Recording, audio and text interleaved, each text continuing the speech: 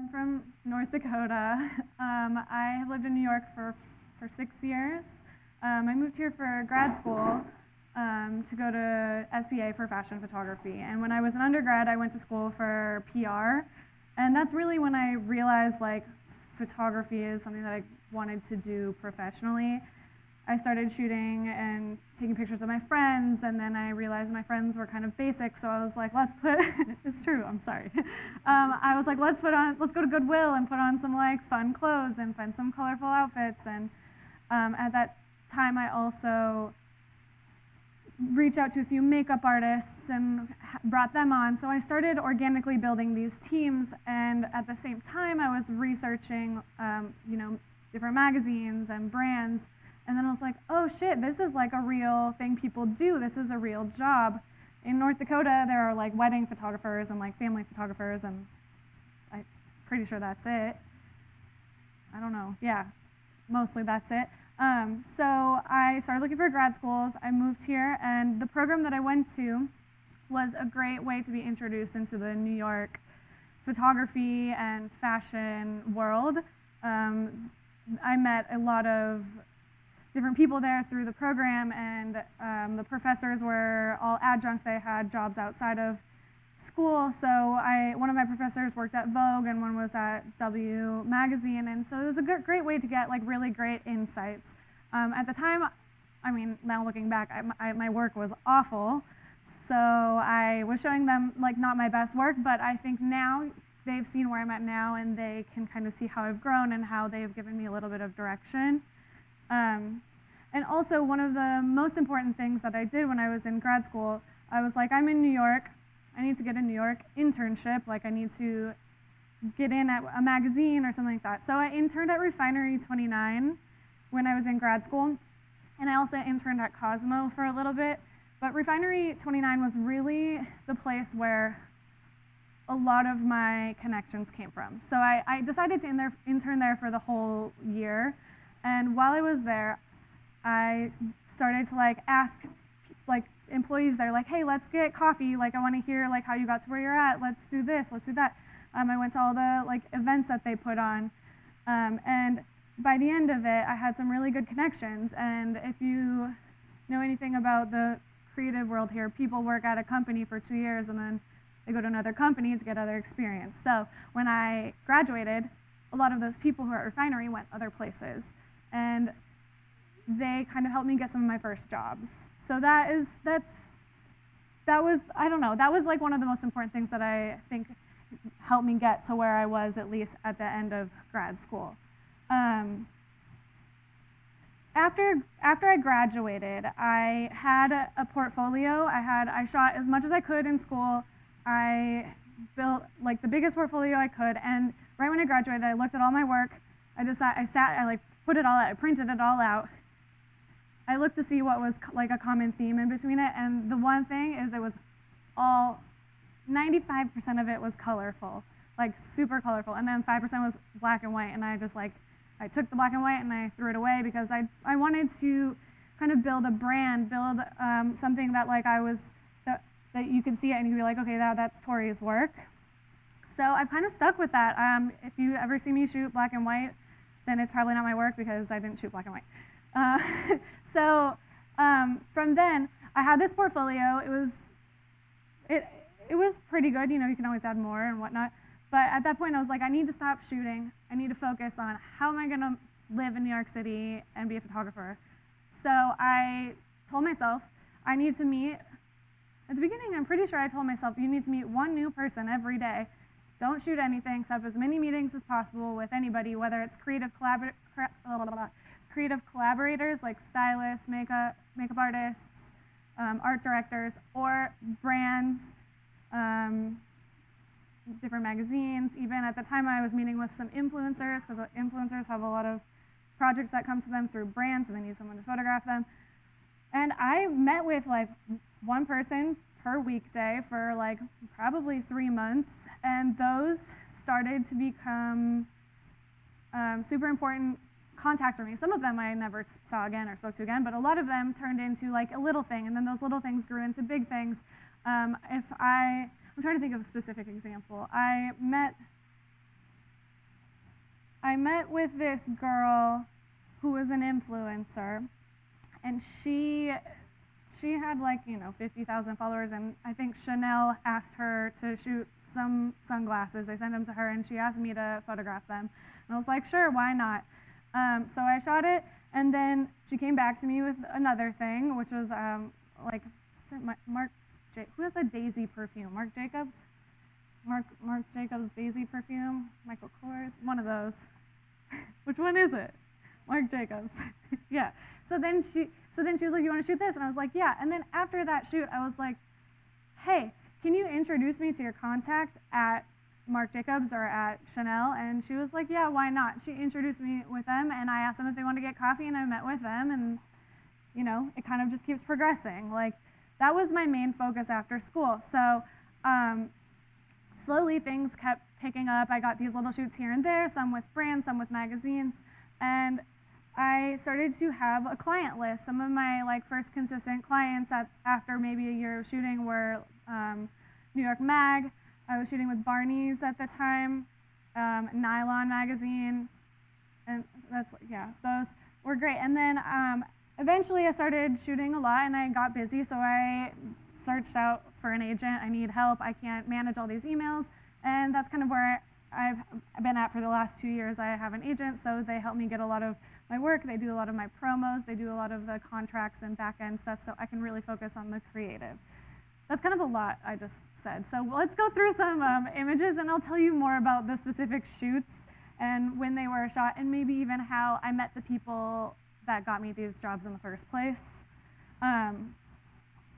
Also, if you guys have any questions throughout, just raise your hand and we can chat about it. So this shoot was for Man Repeller. They are really focused on body positivity. I shot this as I did a mixture of digital and film, and this has been a really good portfolio piece for my book.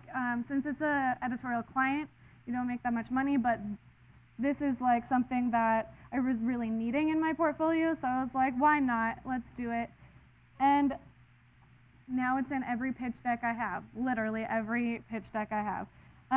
The way I started first working with Man Repeller was same thing, an influencer who was an art director. She wasn't working there at the time. I DM'd her, got coffee, and then a year later, she started working at Man Repeller as their art director. And then I was like, let's shoot. So you never know where those things are gonna end up. This shoot had a pretty chaotic production, if you can call it that, meaning it was really low production. I drove the van for this. I rented the van. I was the only one who had my driver's license. I was the only one who could drive the Sprinter van. I grew up on a farm, so I grew up driving tractors, so I wasn't too scared, but it was kind of hard parking at the beach. And on this shoot, there was a makeup artist, a hairstylist, a stylist, and then 2 girls who work at Man Repeller, and then all of these models. And we just ran around. This was at Coney Island. No, it was at Rockaway. We just ran around for the day, and we used the van to change looks, and we there's no restaurants right there, so we brought snacks. It was low production, but it was one of my favorite shoots today. So that I think this is just a good reminder that you should always be creating work that you know that you love, and you can do that with editorial clients by pitching them ideas or meeting random people on Instagram and then they become the art director there. You never know. Okay, moving on. This is a shoot that I just recently did in February for Adidas. They did a Coachella collaboration. 2 of these. The 2 people on the right side are DJs that played at Coachella, so they were part of the shoot. And this was a big production. We had pre-production calls. We talked to the creatives about what they wanted. We talked to the production, and gave them an idea of how much time we think we would need for how many looks we needed to shoot. We said we need to shoot at night. This was at 2 a.m. because they wanted it to be after Coachella, so it's gotta be night, right? This was super fun. It's one of my favorites. Everybody seemed like they were drunk, but no one was drunk. but that was like kind of, you know, that's kind of the energy in a clean Adidas way. We highlighted the two DJs. They got a lot of single shots. And the last shot of the day was at probably like 4 a.m. when it was pouring rain, jumping into the pool using strobes, thinking I might die because if the strobes fall in the pool, everyone's gonna die. Literally, like, and what you don't see here is there's literally like 30 people standing behind me. I'm on like a ladder. It was kind of crazy, but this is like one of my favorite things. I wanted to jump in the pool with them. Yeah, the thing about shoots like this is the shoot is just like a tiny portion. Like, you're only shooting for a tiny portion of the whole process. So I would say the pre-production ended up being the largest chunk of time. Like, we spent weeks going back and forth, like on contracts and usage and like creative and like things like casting. Like, this one guy can't jump into the pool because he has like a skin problem, so can we cast him? Let's cast him anyways because we like him. He just won't be in the pool shot. Like, it's just so many conversations that I personally like to be part of because I want to have a little bit of control. I don't want to just show up and like press a button. I'm really into the creative part. I mean, that's why we all do this. We're into the creative part. We want to put our spin on it, put our point of view. So that's what the pre-production looked like. And then this was in LA. I went to LA, and then we had a day of scouting where my assistants came with me to the house, and we like took pictures, and we were like, we're gonna do shot 1 here, shot 2 here, shot 3 here. And then we sat down with the stylist, and the stylist like did a fitting with everybody the day before to make sure nothing, like, they have seamstress on set, so to make sure things fit perfectly, even though we're jumping in a pool. So, is it what? This shot probably, I put it on high speed sync, so the strobe goes super, super fast. I probably shot maybe like, I don't know, like 5 shots, yeah. Well, the rest of them are shitty. This was the only one where they were both off the ground and like there. I did another one with them all wet, jumping in again with 3 people. So there are a few takes, but this is the only dry take. And that's also why it's at the end of the night, because we don't want them to have to go back through hair and makeup. And they're freezing, because it was, even though it was in LA, it was like 55 degrees. But it was a heated pool, so.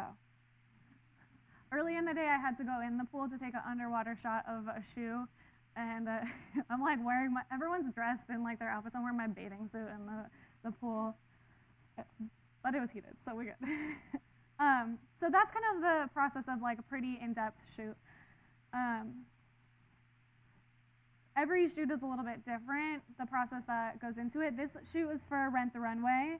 In New York, we shot at China Chalet, which people go out to a lot, which I never heard of until the shoot, but now I want to go to it. It was super fun because Rent the Runway is, you know, kind of a newish brand, and they are still, at this time, they were still kind of developing their voice and like what direction they wanted to move all of their brand imagery into, and that was kind of a fun thing for me.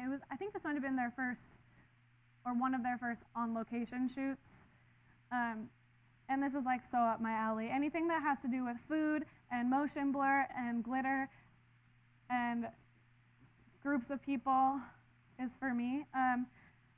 Since they were really focused on developing their branding or like where they wanted to go, I didn't have much say about like location and casting. They were pretty set on that, but on set I had, you know, say about where we wanted to shoot in the space, and like, I mean, obviously like technical choices, like we're gonna shoot with motion blur, shutter drags and whatnot. Outside, at one point we even got one of the waiters to be part of the shoot, and I mean, I loved that. They're not in the final edits, but that's just like the world I want to live in. So different jobs. I guess we can talk about post-production here a little bit and retouching and whatnot. When I first started shooting, I retouched all of my work, but I hate retouching. Yeah, I just don't like retouching. I do like that I can watch TV while I'm retouching, but other than that, I really don't like retouching. But I did it for the first like 3 or 4 years, and once I started shooting with bigger brands, I was like, you know what? Let's just find somebody who likes to do this, do it. So different shoots have different retouching situations. So sometimes my retouchers will retouch it. Sometimes the brands have retouchers in-house. Rent the Runway did at the time. And some of them will send it to like huge retouching studios who will do printed proofs and send it to the client, and then the client will mark up like on a printed proof. So every job is a bit different. I've recently started to be a little bit more specific on my retouching, so meaning like if the brand is gonna retouch it in-house, or we're gonna send, whoever we're gonna send it to, I need to see it and I need to give my notes. I think at one point I was just getting so overwhelmed with it since I hate it, and I've recently kind of taken a step back and was like, okay, no, you still need to have eyes on everything, which you should know, you know, like obviously it's your work, like you should be part of all the processes, but so now I have like last eyes on retouching, and I can give like my last word, and they'll change it, which I think is an important thing to think about, and you know, keep sight of. When I begin post-production, I usually deliver files differently for different clients. Some clients we have agreements that they just get all files, but they still get my Capture One session, which I put like very rough color settings and rough like you know, like exposure, contrast, color on. And so I usually hope that they stick to those, but some of those clients have everything. And you know, some clients I work with are beauty brands who are so specific about like the colorways. I realized that it's almost easier to let beauty brands do things in-house. They are also, each beauty brand or skincare brand has different, like CVS has like retouching guidelines, which is basically no skin retouching, no local retouching. You can only retouch like color, and that's it. I don't even know if you call that retouching, color processing. So it really depends on the shoot. I always put my color and put my exposure on there. If they use it, we'll see. And then if I have final eyes on it, I'll usually say like, is this something you can like pump up the contrast? And if they say that changes the color too much, like there's not much I can do about it. If it's editorial, I get final say. Like, that's it. I did recently shoot an editorial that was no retouching, even more than CVS's guidelines. So I did retouch the floor because the floor was dirty, but like other than that, like I just put my contrast, my color, and retouch the white floor and like sent them off. I do give raw files to big clients that have big retouching teams in-house. Otherwise, I will take my files home. I will go through them. I will process them as like low-res JPEGs. I will say, here's like your wide selection. These are the ones you can choose from. You can't see the other ones because I don't like them, because you know there are those. And then they send me their selects back, and depending on who's retouching, I'll either send. You can send like I think it's like an EIP, which is like a file it's a Capture One file. So when they open it, they have the ability to have your color on it. Or sometimes I'll process them as TIFFs, and they'll retouch them on the TIFFs with my color already on it. Or sometimes it really just depends on what they want to do. I think like as you guys like graduate, and I wouldn't give anybody raw images unless it's like a huge brand and it's in a contract that you're giving them the images. Protect your brand as much as you can and be very specific about what you do with your images. Have it written out, have it very clear that this is what they're gonna get, and this is how the retouching process is gonna work after we shoot. Don't negotiate it afterwards. Just the more prep you can do before so everybody knows exactly what's happening, the better. Because I can't tell you how much stress I've had with people saying, well, we wanted this image and this image and this. I'm like, you can't have that many retouched images for the rate that you, like, it just, more spelled out you'd have, the better, with everything. Yeah. When I started working with an agent, it changed my workflow a lot. I really had nobody to talk to about working with an agent. At the time I didn't have any photographers I knew close enough to ask them a lot of questions. So I asked my agents a lot of stupid questions, still do sometimes. But when I started working with them, they basically took the following things off my plate. They sent all estimates for jobs out. They would give me guidance on like what my rate should be based off of the usage. At that time I was like shooting in the dark. Who knows? How am I supposed to know what the rate should be for this type of thing? So that was really helpful. They also do like 95% of my promotion. So they're meeting with different ad agencies and art directors and brands and producers and like other agents who like rep hair makeup people, like pretty much anybody. Editorial, they're emailing like editorial brands to set up meetings for me. So they do all of that. While they're doing that, coming from a PR background, I know that it's really important to show face and constantly keep in touch with the people that I know personally. So people I've met on set, I will try to, follow them on Instagram, comment when they're doing something that you really like. You just always be in their face, but not like annoyingly in their face. I will design newsletters, maybe like 4 times a year, probably 3 times a year maybe, because it's hard to keep up with. But my agents will help me with that in the sense that I do the design part on InDesign and I send it to them, and then they'll send to their whole list of contacts. So I'm designing things like that. Even today I was like looking in my email from 2008, like 17, like different people that I was emailing at the time, and I sent a few emails like, hey, we worked together in 2017 on this. I'd love to catch up, see what's going on. So I'm always on like doing that. I also, when I first started, before I had an agent, and I still kind of do it, I'll just like randomly DM people who I like their work. Like sometimes maybe it's creepy, but I hope it's not creepy. It depends on the person. If they're private, don't follow them. That's what I learned. Like if they're a creative person and they're private, don't follow them and DM them because they're private for a reason. Yeah, I shouldn't tell people that, but it's true. So I, like even some brands, like I DM'd a makeup brand the other day and like, hey, would love to shoot with your brand. What's the best email to reach out for somebody who hires photographers? And then turns out the girl who does their social media is someone I know, and she's like, hi, it's me. And I'm like, oh, cool, so email me. I was like, perfect. So my agents are doing all that stuff and I'm doing all this stuff, and they kind of work together. I think something that's super important to say is that I talk to my agent, she's right here. I talk to her like, I call her like more than I call my boyfriend, not kidding. Like I call her 8 times a day and we're constantly in touch, like, hey, I emailed this person, hey, I emailed this person, hey, you have this coming up. So it's definitely like a relationship.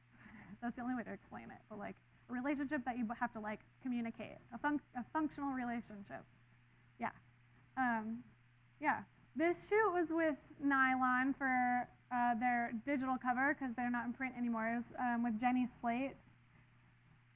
It was super fun to do, and I think the interesting thing about this shoot is since NYLON's editorial, they have editorial budget, and I wanted to do something that didn't look like it was an editorial budget. I wanted to do something with like, I needed like 6 lights just to light the background, so there were different colors in the background. So I shot, I think it was the same, no, what did I shoot?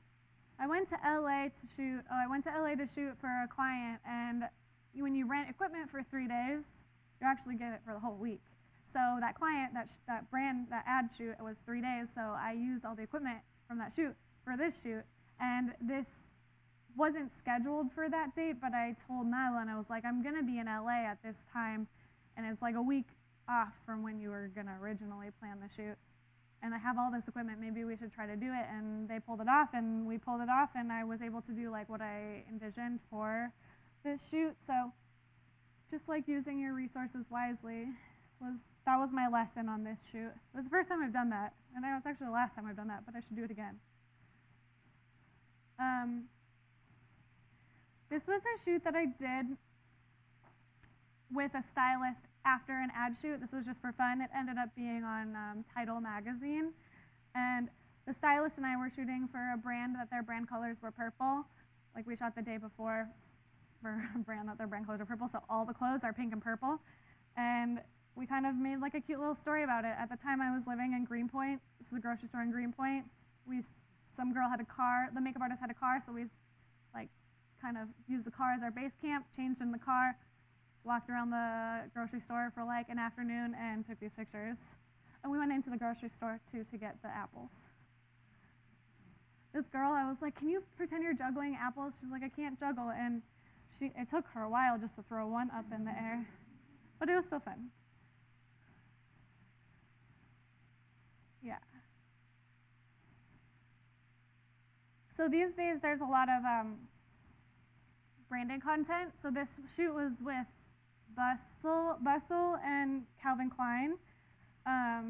You see every editorial brand doing this these days, you know, Refinery 29 and Amazon or whatever.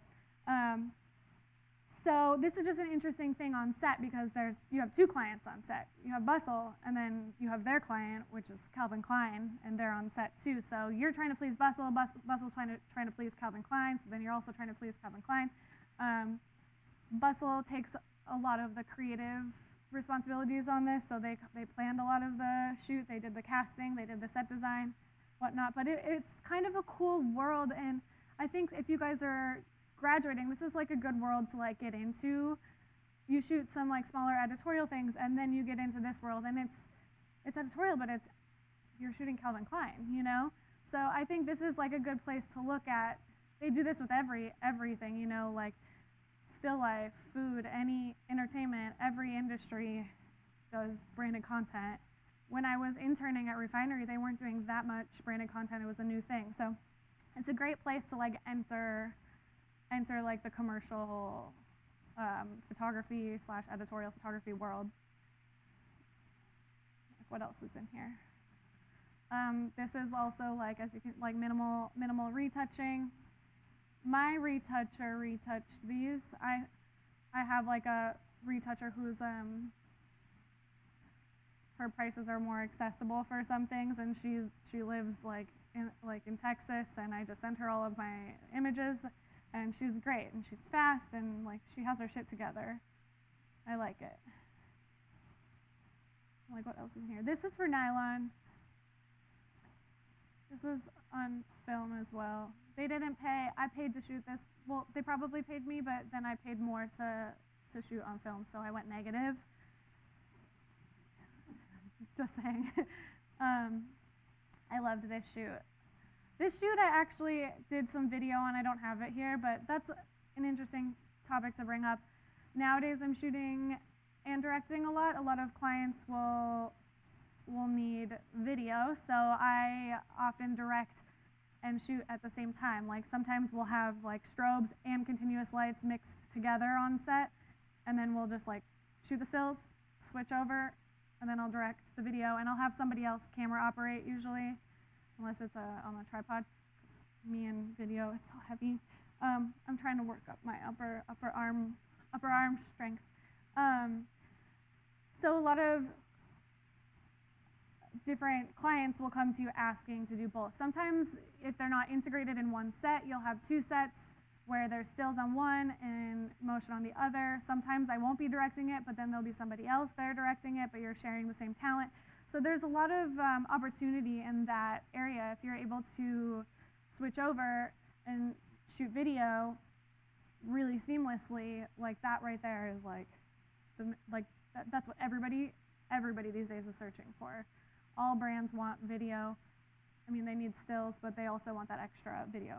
Sometimes it's smaller things like 6-second like Insta story things, or even like 6 or like how many is it 3 seconds that you have to be in the grid on Instagram. And sometimes it's huge stuff that's like for their main page on their website, or like for electronic billboard. You never know. So it kind of ranges. Oh, there's more.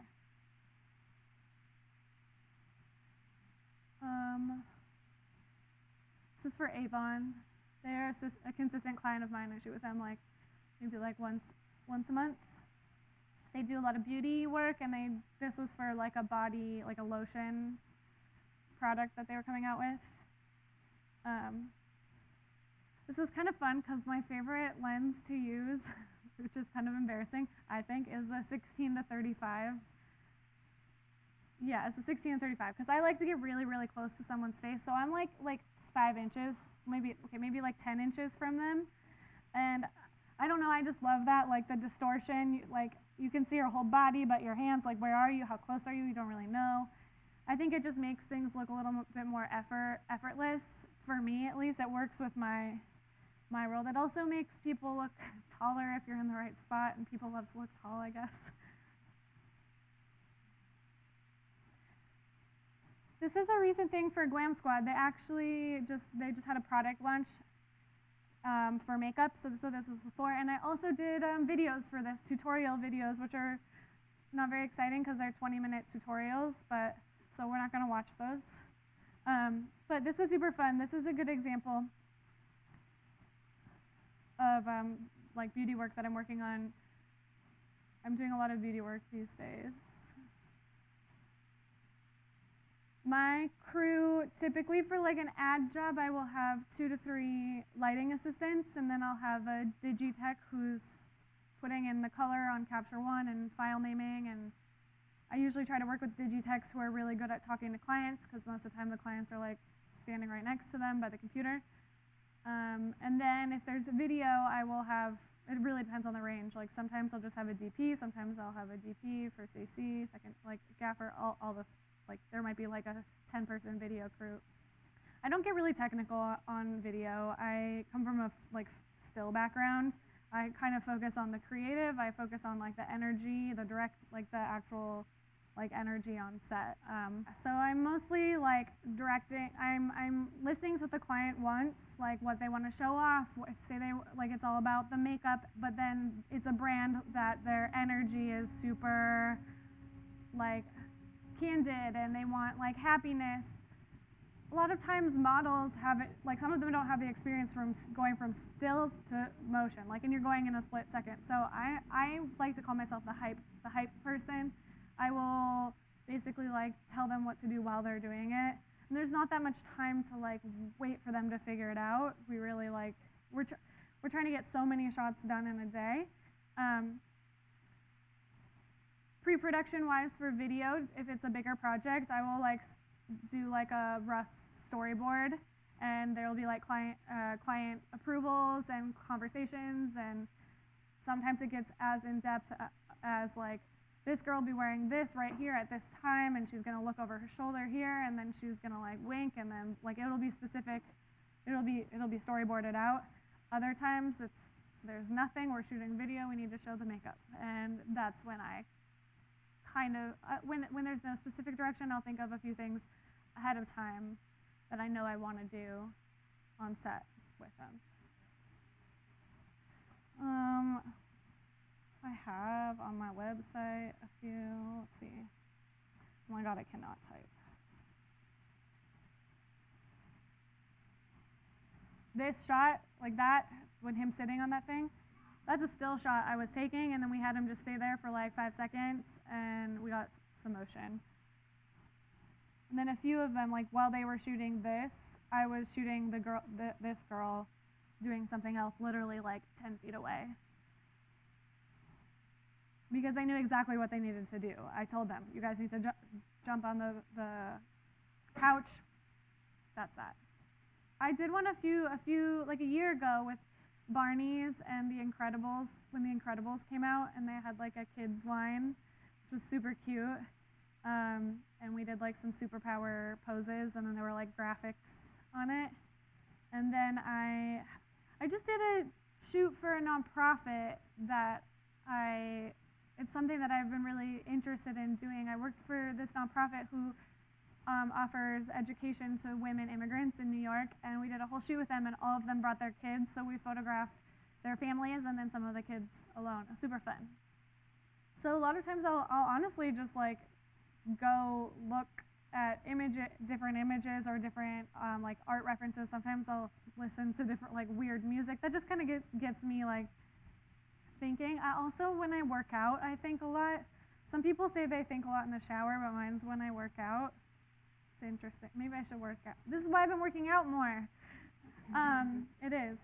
Wow, I just connected that.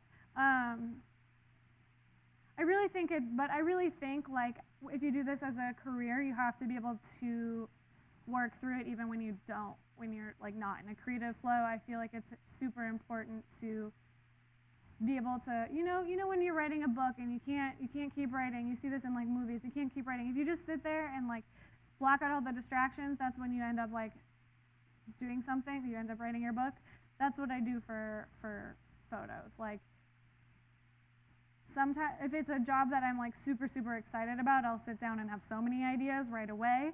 And I know like the exact references because I've like watched like YouTube videos or seen images that inspired me to do it. But sometimes if it's something that you're not in like the mindset of, you just have to like force yourself to be. How much time does pre-production take for an ad job? It depends on how organized the ad client is. Sometimes, like I could get an email today like, hey, can you shoot in 3 days? And so then it's 3 days, but that's a lot of back and forth to get on a creative call and build like an estimate and hear, like to get a studio and to get all that stuff. And sometimes it'll be like 2 months, you'll be going back and forth, pretty sure it's gonna happen. And it'll happen or it won't happen.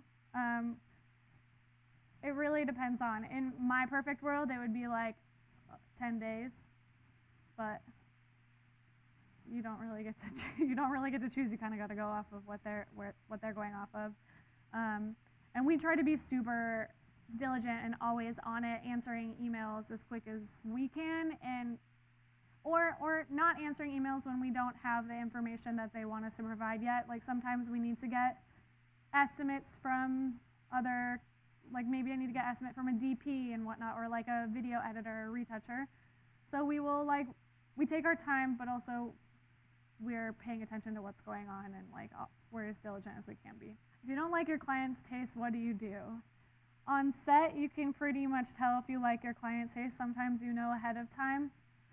Usually I just don't show those images in my portfolio. If I'm shooting for editorial or it's something that's not well paid and you know that they've come to you for creative direction, then I'm pretty vocal. I'm on set and they'll be like, let's try this, and I'm like, well, we can try it, but I don't think I'll like it. Let's try it. We try it. I don't like it. And I'll say it, but I'll say it in a nice way, like, I'm not really feeling this. How about you? And they'll be like, I mean, very rarely does someone say, yeah, I really love it, when you say I don't like it at all. But if you do, then maybe you offer, like say they say I love this, and then you say I'm not sold on it. Maybe we could try this, and it might work better. It's hard. You basically just kind of have to. Sometimes you have to let them. Sometimes you have to do what they're asking you to do, but then you do it, and then you suggest other things, and you really push to do those other things. And if you negotiated and done your due diligence beforehand, and you get to choose which images to send in your wide select, you don't have to send those images. Yeah. But if it's for editorial, I think you should be able to say no, because you should. Yeah. I'm somewhat selective. I set up this way to figure out if I should take a job, and the way I try to do it is I have 3 things. If the job fills 2 of the 3 things, I will probably do it. 1, it has to be something you want to do, like creatively. 2, if it makes a lot of money, then you should do it. And 3, if it's people you like to work with. So if it's 2 of those 3, I would say do it. If it's just 1 of those 3, like if it's a lot of money and you don't like the people, and like the concept is literally nothing that you do. At this time, I don't know if I would do it. It depends on like how much money, or if it, but for real though, like if your name's not on it, it depends on. If it's somebody you really want to work with, and it's a concept you love and it's no money, then I still do it. Like some of these jobs that I like went negative on. The project that I did with a nonprofit started out because I was at this point where I was just shooting a lot and I didn't really have like anything else going on in my life, and I was like, oh my gosh, I should do something that's outside of my job. So I started volunteering for the nonprofit, and I like went to a lot of the classes and helped teach, and I was like helping them a little bit with their social media, and eventually I was like, we should do a shoot. And I reached out. I shoot a lot at Root for my ad job, so I emailed the guy that I know there, and I was like, hey, like, would you guys consider donating your space, or would you consider donating something for this? And they were like, sure, we'll donate the whole studio and whatever equipment you want to use. And it was a great collaboration because they want to do stuff that helps too, you know? They're interested in like collaborations with different nonprofits. So we did that, and then I brought on a producer who helped out, and then she brought on a stylist, and the stylist knows Gap really well, so then Gap kind of pretty much sponsored the whole shoot. And I think for me, the benefit of it was just like all of these women like had never like seen this world of like fashion photography or just like been in a studio before, and they come in and like a lot of them don't speak English. It was really interesting. Most of them spoke Spanish, and there are a few that spoke Arabic. I minored in Spanish, so that kind of helped a little bit, but I don't know. I never learned the words for like photo shoot lingo in Spanish. So it was really fun because for me it was a new thing directing people who have never been in this situation at all. So first off, making them like comfortable, and they also don't understand what's going on, like they can't speak the language.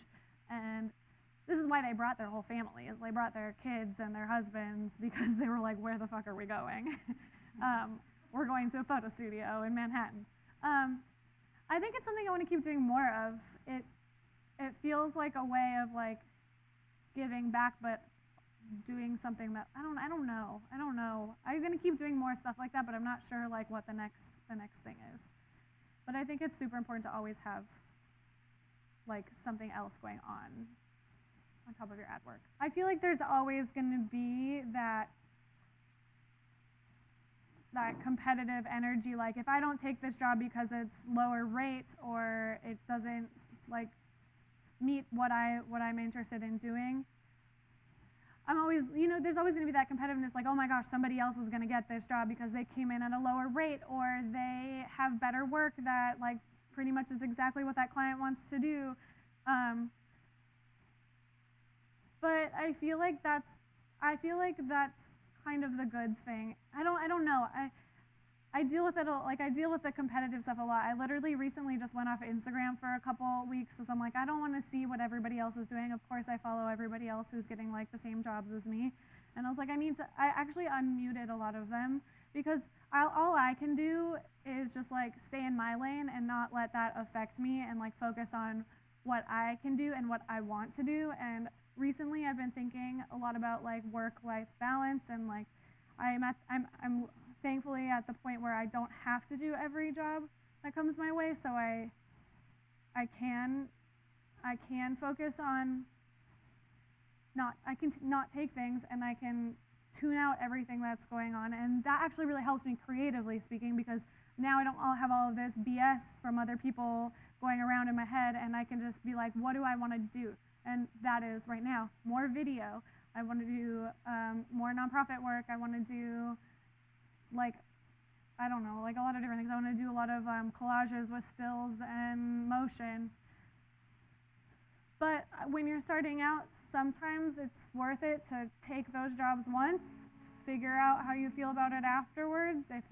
See if that like lower rate was fine for you, It's really trial and error in what works for you. I just had to set like some guidelines for myself so that I didn't get burnt out and I didn't get frustrated, because if you keep taking jobs that afterwards you're like, why did I do that? I didn't like it. The creative, I knew ahead of time the creative wasn't interesting. Then you're just gonna get burnt out. It's that balance between how can you pay to live and how can you maintain your sanity. You know, you gotta find that balance. When I was looking for agents, I went about finding them. I emailed a few, and I didn't come on strong. I said, hey, this is the point I'm at in my career. Here are the clients I've worked with, and I'm really just interested in knowing like what agents do. Like what role would you fill for me?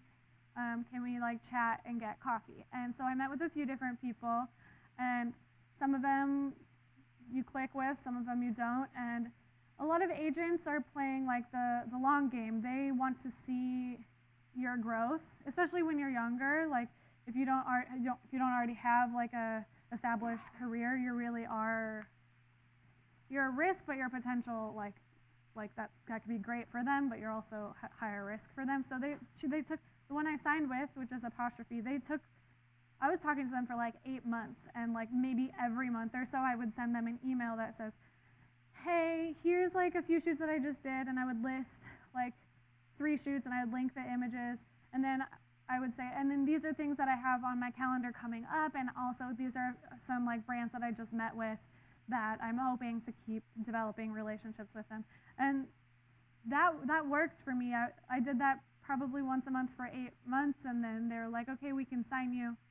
They signed me, but it was a lot of keeping in touch with them, and being not like super aggressive, but being really transparent, yet still putting on a professional face. And then when I got one, I slightly turned off my professional face. And because they really do need to know what's going on in your brain, and you need to have transparent conversations all the time. And like I said, it's like a relationship. Have I ever been out of my comfort zone? I mean, I'm always outside of my comfort zone. Sometimes I'll be on set and there's like 80 people and they're all looking at me, and I'm like, that's really uncomfortable. And you fake it. You always just fake it, and you just push through it. If it's a negative comfort zone and you really want to get out, then if it's like, say there's a client that's really just like not working with you, right now I call my agents and then they deal with them. But in the past, she does. She was like laughing. But before I had an agent, this is just like my tendency, I usually push through, I finish the day, but then afterwards I will say something. Probably it's better if you say something in person, like, hey, I'm really glad we like got the shots that you wanted to get today, but like I was a bit uncomfortable with the way you approached this. I find it's best to just say things in a nice way and be honest and be transparent. Don't make a big deal about it. Don't tell everybody. Just tell the one person that you had a problem with. If it's a small problem, then don't say anything. Just sweep it under the rug. But yeah, I mean, every day, like everything. It's all like growing pains, you know? Like, it will never stop either. Like, you know, now I'll get a job that's something that, or be in a situation I've never been in before, and we'll see what happens. Hopefully I'll take my own advice. How did I get started being published with magazines? I'm trying to think. The first magazines that I worked with, I was published online first. So, like New York Magazine, I did online branded content with them. And the way I met them was a girl that I worked with at Refinery 29 she went freelance as a set designer, and she knew a bunch of people that worked at New York Mag, and she got hired, and then she brought me in on it. But cold email, like there are a few that like NYLON, I cold emailed, like, hey, I want to shoot this, it depends on the magazine. Some of them, I think it's better to not say like a specific idea, but say, here's my work, I'm really interested in meeting with you and talking about like how you guys work. Meet with them, see what their process is. How do they hire people? Ask them those questions in person. The more FaceTime you get, the better. Like, until you see someone face to face, you're just like another email, and we all get like a bajillion emails a day. So cold emails, cold DMs, convert that to FaceTime as quickly as you can, meet them, and then ask specific questions, and then follow up. Just like I did with like my agents, follow up and say, here's some recent work I did that's similar to like what the vibe of this magazine is, would love to do something similar. But like always keep in touch with people. That should always be going on. So you have all this production stuff for jobs that are currently going on and whatnot. At the same time, you should always be reaching out to people on your way home. Follow new people on Instagram, or find new emails on magazine sites, or like create people on LinkedIn, or like that should always be going on. Even no matter how much you're shooting, how little you're shooting, never stop like reaching out to people, because once you stop reaching out to people, then you're gonna not know anybody, and then you're not gonna be shooting, at least to get clients. Yeah. So how important is it to have a website and a book and all that stuff? I think it's super important to look at who you want to be shooting for and see what type of ways people at those companies are getting, like, for figuring out who they want to work with. For me, it's Instagram. It's like a no-brainer. Always post on Instagram, new work, no matter what. Show your personality a little bit, but mostly show like your work. That's how I approach Instagram. I also have a website. I'm on my agency's website. I have a printed portfolio, which is in lime green, and it's new, and it makes me happy. I have the printed portfolio goes directly to my agents. That's why it's here now, because I just got it yesterday. I'm going to give it to her. But they take this to all of their meetings. Sometimes if I have a big meeting, I'll go pick it up from them. I have one in New York and I have one in LA. But if it's a smaller meeting, like with a brand, and I don't want to go pick this up, I have an iPad and I show all my stuff on my iPad. I have it everywhere. But I think the important thing is, I actually think this is like the one thing that I haven't touched on that is really important. And it kind of goes back to when I printed out all my work, I saw that 95% of it was colorful. I got rid of the not colorful stuff and I kept the colorful stuff. I also realized that most of it was humans. There was not much still life. I had a little bit. I got rid of that. I stuck to a very specific thing, which is colorful, energetic humans, sometimes eating food because I like food, and that's that. Like I've stuck with that since I graduated, and that is all I put on my website. That is all I put on my Instagram. I mean, yes, of course, I've shot like events and still life and I've shot everything as I've like been going through photography since I was like young, whatever. I got rid of all of that shit and I've just put what I wanted to be doing on my stuff, and I just told people, this is what I do, don't hire me for anything else. Because I think people, like, I mean, just look at brands. The brands that are doing really well are very specific.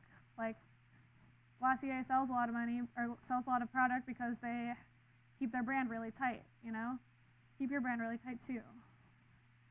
Have brand colors, have a logo, have those things. Don't focus too much on that. Don't get caught up in making your website perfect, but like make sure it's there and it's what you want to be doing. My website right now is being redone, but this is my old website.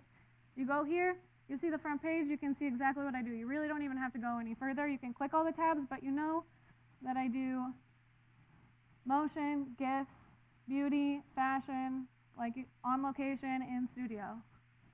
You literally don't have to go past this. Same with my Instagram. So you want to make it as easy as possible for someone to Google you and them to know exactly what you do with a few number of clicks. Do I rent my own prime lenses? Oh, I own most of my lenses, but it depends. If there's a job that I need something that I don't have, I'll rent it. I have all of them are Canon. I have 50 millimeter, 35 millimeter. They're all L series Canon. 50, 35, 85, 16 to 35, 24 to 105, 24 to 70, 100 macro. I think that's it. Well, there might be a few other, but I can't. No, that's it. You have to have permits. The producer handled all of that. These are like street permits that I think are pretty easy to get in Greenpoint because it's right by a building that shoots a lot. around it. That permit is for commercial photography. You don't need a permit for like personal editorial work unless you're putting sticks on the ground. Like if you're putting like tripods on the ground, if you're putting anything on the ground, you cannot put it on the ground. So if you're shooting like natural light or like with something, sometimes I will shoot that and my assistants will hand hold like a strobe. Yeah, right, exactly. So, so yeah, but I mean, it's New York, people don't really care unless you're like in Times Square, but like, better be safe than sorry. The underwater thing I did, it was actually a big conversation because it was just one shot that they wanted underwater of somebody wearing tennis shoes underwater. So it was a big budget conversation because you rent like a underwater housing, which is kind of expensive, and then like blah blah blah blah whatever. We ended up using. I just bought like a cheap underwater point and shoot camera. That like I needed one shot. It was so small. So I bought an just underwater camera. Like I don't know, it's probably like $100, $200. Thank you. I don't know what to say. Cool.